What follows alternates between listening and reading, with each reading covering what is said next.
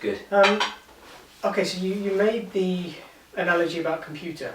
So the conscious mind is like the screen, the stuff that's happening in front of our eyes, and the unconscious is like all the processes happening in the background. No one really cares about that. Like your heart beating, you don't usually think about it.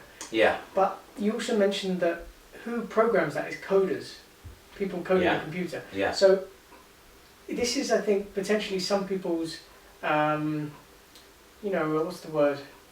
Concern perhaps with hypnotherapy. Yeah. And I know it has been mine in the past.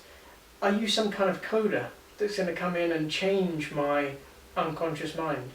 Or if you don't do that, how is it that these background processes change through hypnotherapy? How does it actually work? Well, yeah, I mean, okay, I think that's a good question, and it's sort of based on a metaphorical way of thinking about it with the computer. So you're saying, so is the hypnotherapist a coder who's going to come in and sort of take over your mind as such and program something in? Dance like a chicken. Right, to make you dance like a chicken, sing like Elvis. I wish I could sing like Elvis, that would be a good one. But the answer to that, okay, there's probably a few tangents to an answer to that.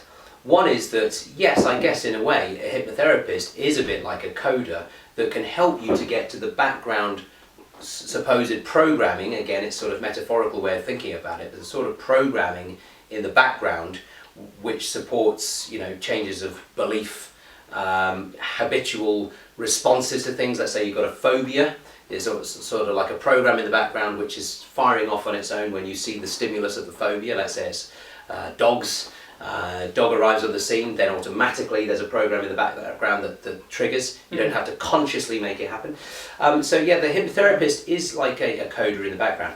The answer to the kind of safety concerns, is it safe, is it okay for somebody to do that, is really the cooperative nature of hypnotherapy. And this is where it looks different in a hypnosis show. It doesn't look so cooperative. It looks like the person is doing something to the other person, right? So it looks like they're controlling them, like a magician, and the other person is under their spell.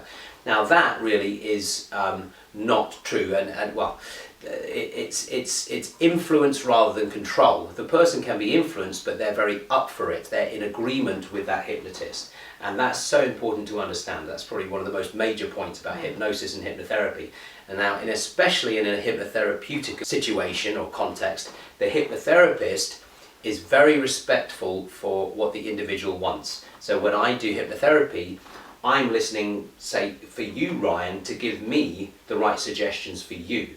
So yes, I am like a programmer or coder in the background, but you know your own code. I don't. I don't know what's best for your life. You're individual and you've lived with yourself all your life, every second, and only you will know what's both ecological, that means kind of safe in terms of if we were to make a change, does it really fit into your life well? Is it going to be okay for other areas of your life? Only your mind can know that.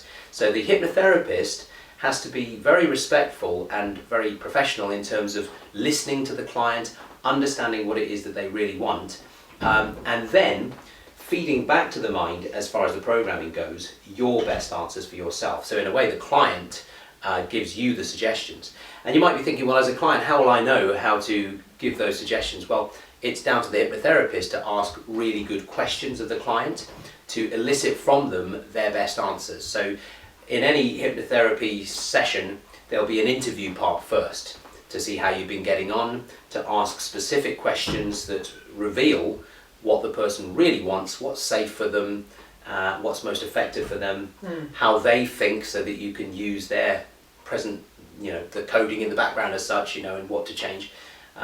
So hopefully that answers that question. I think it's quite a long answer, but there's a lot involved in that. So does that make sense?